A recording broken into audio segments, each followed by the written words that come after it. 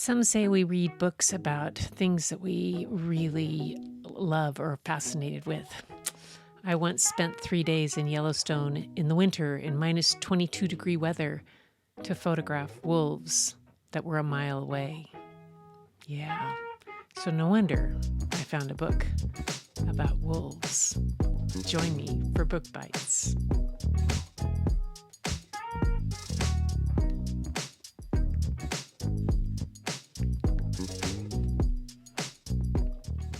Hi, everyone. It's Gretchen Shepherd tonight with Book Bites with the Booklady, and it is NaDoPodPoMo Day 27. And tonight I have a book for you that is in the it's in the Chronicles of Ancient Darkness, so it's in that fantasy realm, and it is by Michelle Paver. She dreamed about running with wild wolves in the prehistoric forest. I think I would like her because photographing wolves in Yellowstone in the winter was one of the highlights of some of the things that I've done as a wildlife photographer, as well as photographing bears in Katmai National Park. And this book has wolves and a bear, but the bear's not as nice as the ones I met, but anyway, the wolf is pretty amazing. So the book is called Wolf Brother by Michelle Paver, and I'm going to share a book bite with you from it. Wolf Brother by Michelle Paver. This is about midway through chapter 2. I'm going to start. At Torak's feet lay a dead foal, its small hooves still crusted with river clay from its final drink. His gorge rose. What kind of creature slaughters an entire herd? What kind of creature kills for pleasure? He remembered the bear's eyes, glimpsed for one appalling heartbeat. He'd never seen such eyes. Behind them lay nothing but endless rage and a hatred of all living things. The hot, churning chaos of the other world. Of course, his father was right. This wasn't a bear. It was a demon. It would kill and kill until the forest was dead. No one can fight this bear, his father had said. Did that mean the forest was doomed? And why did he, Torak, have to find the mountain of the world spirit, the mountain that no one had ever seen? His father's voice echoed in his mind. Your guide will find you. How? When? Torak left the glade and plunged back into the shadows of the trees. Once again, he began to run. He ran forever. He ran till he could no longer feel his legs, but at last he reached a long wooded slope and had to stop, doubling up, chest heaving. Suddenly he was ravenous. He fumbled for his food pouch and groaned in disgust. It was empty. Too late he remembered the neat bundles of dried deer meat forgotten at the shelter. Torak, you fool, messing things up on your first day alone. Alone? It wasn't possible. How could Fa be gone? Gone forever? Gradually, he became aware of a faint mewing sound coming from the other side of the hill. There it was again, some young animal crying for its mother.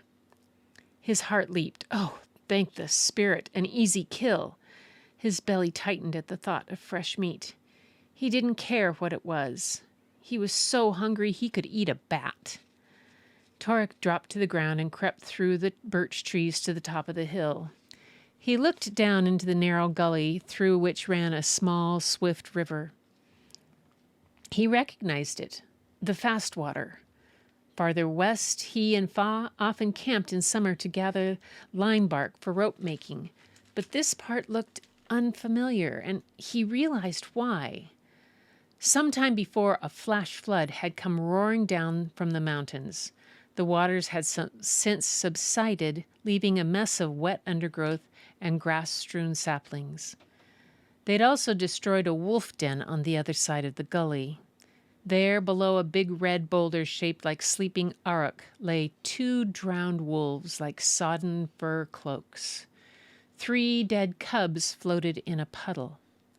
The 4th sat beside them, shivering. The wolf cub looked about 3 moons old. It was thin and wet, and it was complaining softly to itself in a low, continuous whimper. Torek flinched. Without warning, the sound had brought a startling vision to his mind. Black fur, warm darkness, rich, fatty milk, the mother licking him clean, the scratch of tiny claws and nudge of small, cold noses, fluffy clubs clambering over him, the newest cub in the litter. The vision was as vivid as a lightning flash. What did it mean? His hand tightened on his father's knife. Doesn't matter what it means, he told himself. Visions won't keep you alive. If you don't eat that cub, you'll be too weak to hunt. And you're allowed to kill your clan creature to keep from starving. You know that. The cub raised its head and gave a bewildered yowl. Torek listened to it and understood. In some strange way he couldn't begin to fathom, he recognized the high, wavering sounds. His mind knew their shapes. He remembered them. This isn't possible, he thought. He listened to the cub's yowls. He felt them drop into his mind. Why won't you play with me? The cub was asking its dead pack. What have I done now? And on it went.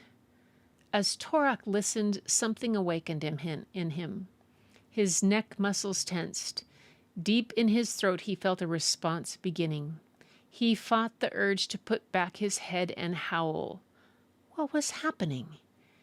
He didn't feel like Torek anymore. Not boy, not son, not member of the wolf clan, or not only those things.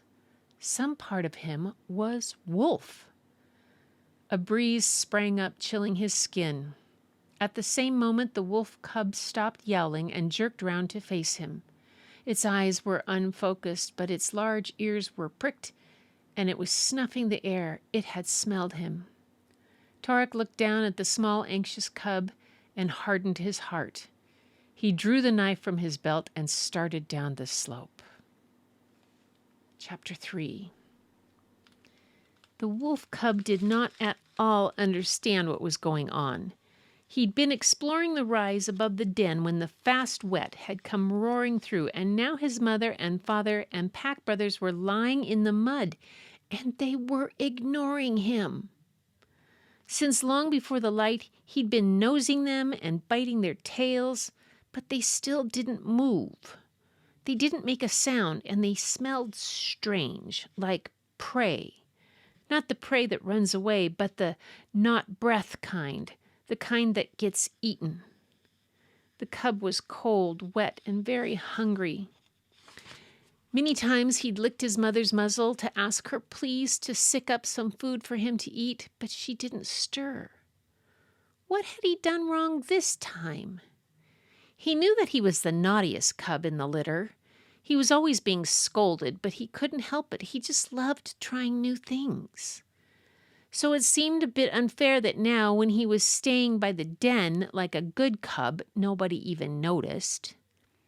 He padded to the edge of the puddle where his pack brothers lay and lapped at some of the still wet. It tasted bad.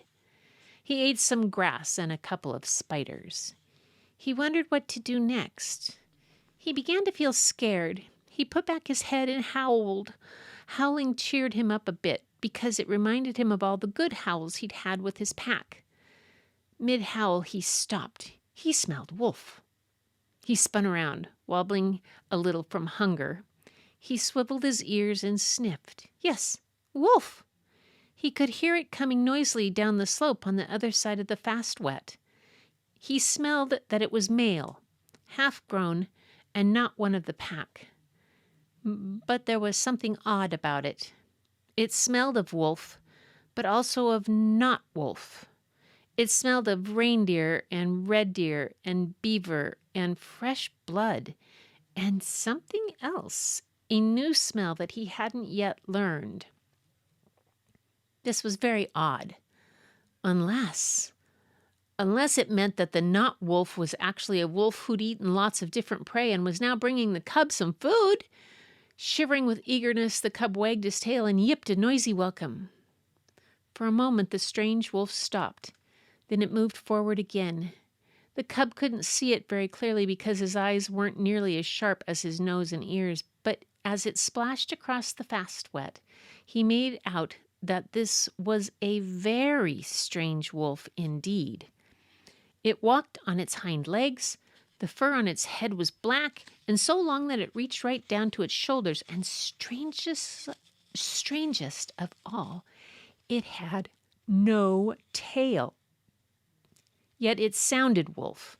It was making low, friendly yip and yowl, which sounded a bit like, "It's all right. I'm a friend."